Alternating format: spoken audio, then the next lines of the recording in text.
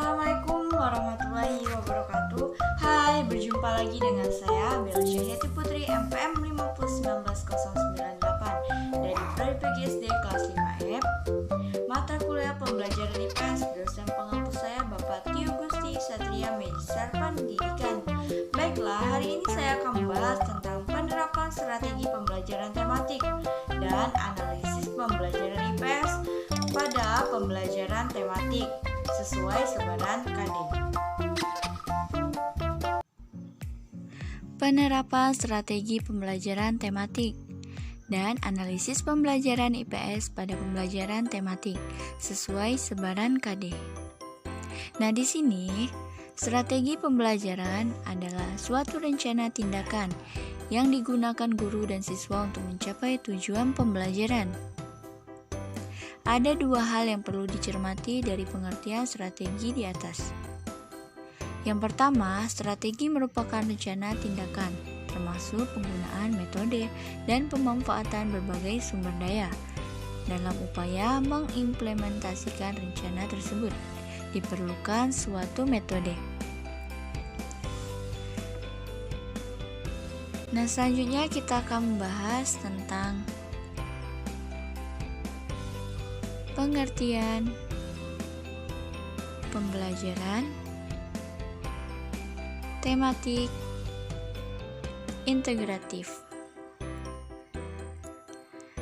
Pembelajaran tematik integratif adalah pendekatan pembelajaran yang mengintegrasikan beberapa kompetensi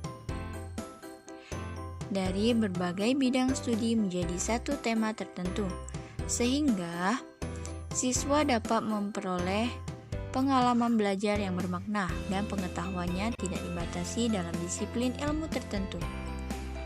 Dengan demikian, pembelajaran akan dapat mengembangkan ranah kognitif atau pengetahuan, afektif atau sikap, dan juga psikomotor atau keterampilan siswa dengan seimbang.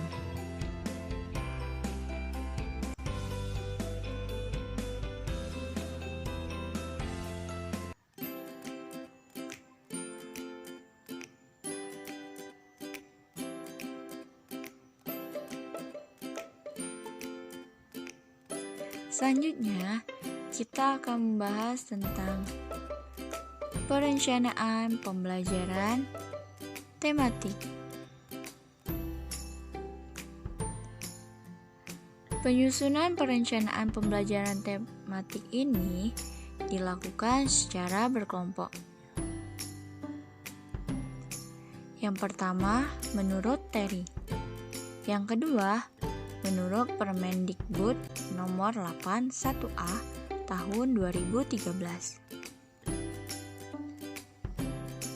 Selanjutnya, strategi penyampaian pembelajaran tematik mencakup penggunaan sumber belajar, interaksi peserta didik dengan sumber belajar, dan bentuk belajar mengajar.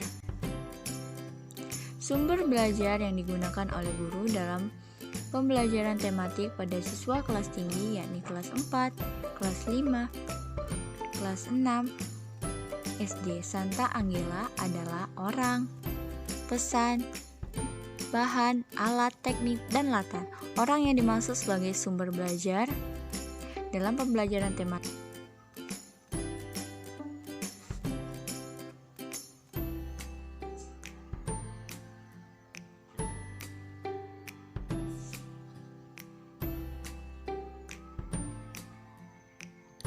Baiklah, selanjutnya kita akan membahas materi tentang strategi pengelolaan pembelajaran tematik di kelas tinggi. Strategi pengelolaan pembelajaran tematik di kelas tinggi sekolah dasar Santa Angela mencakup penjadwalan penggunaan strategi pembelajaran, pencatatan kemajuan belajar, pengelolaan motivasional, dan kontrol belajar. Temuan penelitian menunjukkan bahwa pengaturan penentuan penjadwalan strategi pembelajaran tematik di kelas tinggi meliputi 3 tahap pokok dalam kegiatan pembelajaran, yakni tahap awal, inti, dan akhir pembelajaran. Alokasi waktu pembelajaran tematik berdasarkan RPP yaitu 1 jam pelajaran 40 menit. kegiatan awal 10 menit, kegiatan inti 150 menit, dan kegiatan penutup 10 menit. Selanjutnya, kita akan membahas tentang pembelajaran IPS di SD atau MI kurikulum 2013.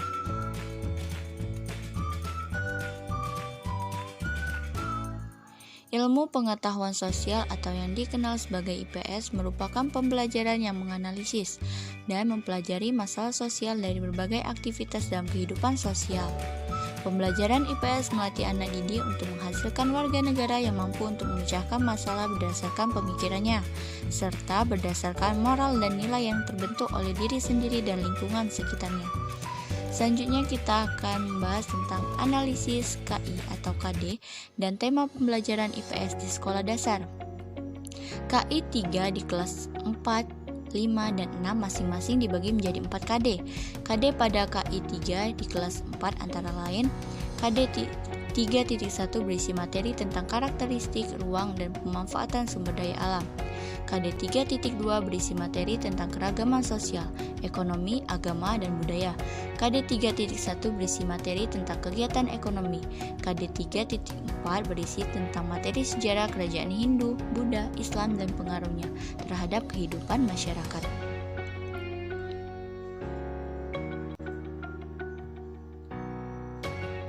KI 3 di kelas 5 antara lain KD 3.1 mengkaji tentang karakteristik geografis Indonesia sebagai negara kepulauan dan agraris. KD 3.2 mengkaji tentang bentuk interaksi manusia dengan lingkungan. KD 3.3 mengkaji tentang peran ekonomi dalam kesejahteraan kehidupan masyarakat. KD 3.4 mengkaji tentang masa penjajahan dan upaya bangsa Indonesia mempertahankan kemerdekaan.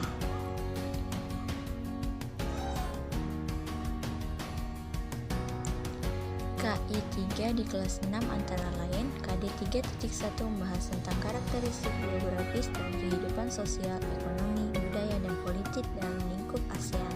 KD 3.2 membahas tentang perubahan sosial budaya dan modernisasi di Indonesia. KD 3.3 membahas tentang peran Indonesia dalam kerjasama internasional dalam lingkup ASEAN. KD 3.4 membahas tentang makna proklamasi, upaya mempertahankan kemerdekaan dan membangun bangsa yang sejahtera. Baik, itulah tadi pembahasan materi yang dapat saya sampaikan. Apabila ada kata-kata yang salah, saya mohon maaf. Kepada Allah saya mohon ampun. Billahi taufiq wal hidayah. Wassalamualaikum warahmatullahi wabarakatuh.